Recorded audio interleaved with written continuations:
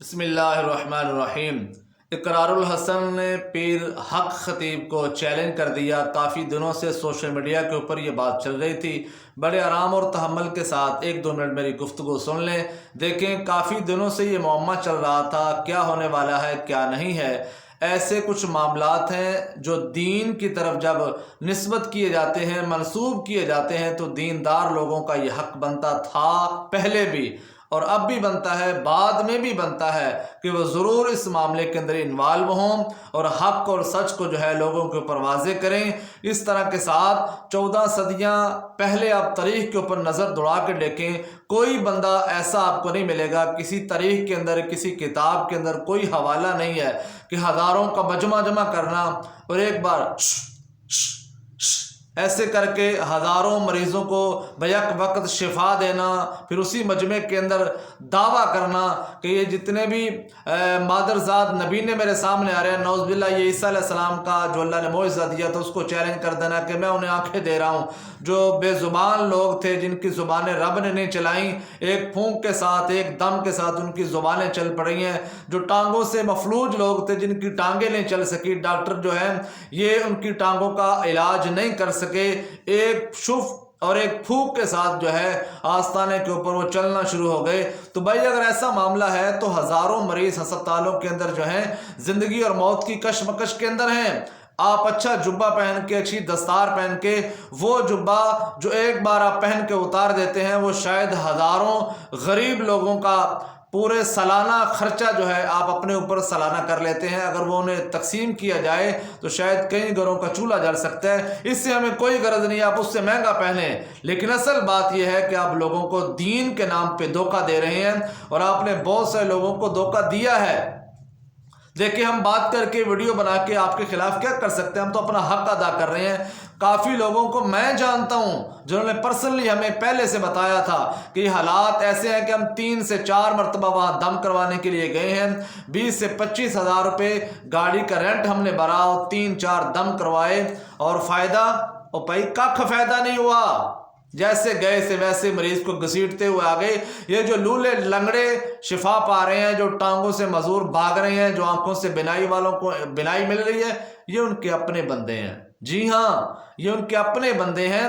جو بالکل بینا تھے نبینا بنے پھر بینا ہو گئے، جو بالکل صحیح تھے معذور بنے پھر صحیح ہو گئے، جن کا دماغی توازن ٹھیک تھا وہاں نقارہ بنے پھر یکدم سے ٹھیک ہو گئے۔ اور ایسے جنات ان کے اوپر جو آتے ہیں پھر ایک دم سے چلے جاتے ہیں۔ اور یہ کیسی بدتمیزی، طوفان بدتمیزی ہے کہ پیر حق خطیب کے سامنے ایک بندے کو یا عورت کو لایا جاتا ہے، اس کے اوپر جن چڑھا ہوا ہے، وہ پیر صاحب کی یہ جوتی آ رہی ہے، یہ جوتی آئی، یہ جوتی پیر صاحب نے اس کی قریب کی، جن بھاگتے ہوئے چلے گئے۔ بھائی کیا کر رہے ہیں یار؟ چھوڑ دیں، چھوڑ دیں۔ اب یہ دور چلا گیا ہے، علم والا دور ہے، اب علم پھیل رہا ہے، علم پھیلا رہے ہیں۔ پھر انہوں نے بہت سارے پالتو لوگ جمع کیے ہوتے ہیں، اور ان کے پالتو ہیں، ان کے آستانوں سے یہ کھاتے ہیں پیتے ہیں، انہیں باقاعدہ طور پہ انہیں معاوضہ دیا جاتا ہے۔ یہ ٹرانسپورٹر ہیں، یہ گاڑیاں بڑھ کے لانے والے، یہ ان کے جو ہیں آستانوں پہ پلنے والے، چندہ بٹورنے والے، یہ سارے ان کے حق کے اندر پھر آواز بلند کرتے ہیں، نہیں جی آپ نے پیر صاحب کی گستاخی کر دی، آپ اولیاء کو نہیں مانتے، آپ کا جو ہے عقیدہ کیا ہے، آپ واضح کریں، آپ کس عقیدے سے تعلق رکھتے ہیں۔ بھائی عقیدہ ایک اور علیحدہ چیز ہے، آپ جس عقیدے پہ کام کر رہے ہیں یہ کون سا عقیدہ ہے؟ پھر یہ علم سے نابلد لوگ ہیں، انہیں ایک آیت قرآن کی پڑھنی نہیں آتی، اور انہیں چیلنج ہے، بہت سارے لوگوں نے چیلنج کیا ہے کہ آپ جو دم شف شف کر کے پڑھتے ہیں، کچھ لب ہلاتے ہیں، تو آپ لائیو کیمرے کے اندر جو ہے وہ دم پڑھیں۔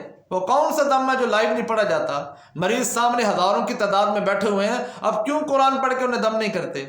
اگر آپ قرآن پڑھتے ہیں، قرآن کی آیات پڑھتے ہیں، آقا علیہ السلام کی احادیث مبارکہ کے اندر بہت ساری دعائیں آئی ہیں بیماروں کے لیے، شفا کے لیے، آپ کیوں نہیں پڑھتے؟ آپ پڑھیں بھائی، ہم آپ کو جو ہے سننا چاہتے ہیں، ہمارا دل کرتا ہے کہ آپ کے منہ سے قرآن سنیں، آپ تلاوت کریں، قرآن دم کریں، کوئی اعتراض نہیں ہے۔ آپ احادیث مبارکہ کے اندر جتنی بھی دعائیں ہیں آپ لائیو پڑھیں، مائک کے اندر ان کی آواز آئے، آپ پڑھ کے سنائیں۔ کیوں قوم کو بیوقوف بنایا ہوا ہے؟ بھائی بچ جائیں ایسے لوگوں سے۔ بہت سارے لوگ ان کا دامن جب جھڑ جاتا ہے، پیسے ختم ہو جاتے ہیں، لٹ جاتے ہیں، تو پھر وہ لوگ جو ہیں یہ بعد میں باتیں کرتے ہیں، جی ہم گئے تھے، ہمارے ساتھ یہ ہوا، ہمارے ساتھ یہ۔ ان کے پاس کچھ نہیں ہے، علم سے نابلد ہیں، علم الیتیم لوگ ہیں، دین سے نابلد ہیں، دین کی آڑ کے سامنے یہ لوگوں کو لوٹ رہے ہیں۔ اصل مسئلہ یہ ہے، اصل مسئلہ یہ ہے بھائی دکانداری چلانی ہے کسی اور نام سے چلائیں، کہیں سے یہ سونا نکال رہے ہیں کسی کی آنکھوں سے، کسی کے منہ سے یہ بولن نکال رہے ہیں اور یہ کیل نکال رہے ہیں، بھائی کیا اس کے اندر کارخانہ ہے کوئی؟ کہاں سے آپ نکال رہے ہیں؟ یہ ساری شعبدہ بازیاں، ڈرامے بازیاں عام لوگ بھی کر رہے ہیں۔ اسکولوں کے اندر بچوں کو میجک دکھانے والے نہیں آتے، وہ بغل سے کبوتر نکالتے ہیں، وہ رومال سے کبوتر بناتے ہیں، وہ چڑیا بناتے ہیں، وہ طوطا بناتے ہیں، وہ پھول بناتے ہیں، تو کیا ان کو مان لیں؟ وہ آپ سے بڑے پیر ہیں؟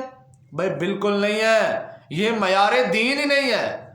ہوا میں کوئی کوئی دکھائے گا تو کیا مانیں گے ہم اسے؟ یہ ساری چیزیں، ساری باتیں ذہن سے نکال دیں، دین کی طرف آئیں، علم کی طرف آئیں۔ علم کی دنیا ہے، علم کے اندر بیٹھیں۔ ہم کہتے ہیں اگر آپ دم کرتے ہیں بھائی کریں، آپ ٹھیک ہے آپ کریں دم، کوئی مسئلہ نہیں ہے، اب قرآن پڑھیں، حدیث مبارکہ پڑھیں، دم کریں، لیکن ایسے معاملے، ایسے ڈکوسلے نہ کریں۔ اور جو ان کو ماننے والے نام نہاد لوگ ہیں وہ بھی اپنے ایمان کی فکر کریں، بھائی اپنے ایمان کو مضبوط کریں، اپنے ایمان کو جو ہے جھنجھوڑیں اندر سے کہ کیا ہم ان کا ساتھ دے رہے ہیں تو یہ بات صحیح ہے؟ ذاتی مفاد کے لیے یہ کام تو نہیں کر رہے، تھوڑے سے مفاد کے لیے آپ ان کا ساتھ دے رہے ہیں۔ اللہ رسول سے ڈر جائیں، دین سے خوف کھائیں، اللہ کی لاٹھی بڑی بے آواز ہے۔ اللہ تعالی ہم سب کو ایسے معاملات کے اندر تحمل مزاجی، بردباری اور دین متین کا دامن ہاتھ میں رکھ کے جو ہے اللہ تعالیٰ میں سوچنے کی صلاحیت اور اس پہ عمل کرنے کی توفیق سعادت عطا فرمائے۔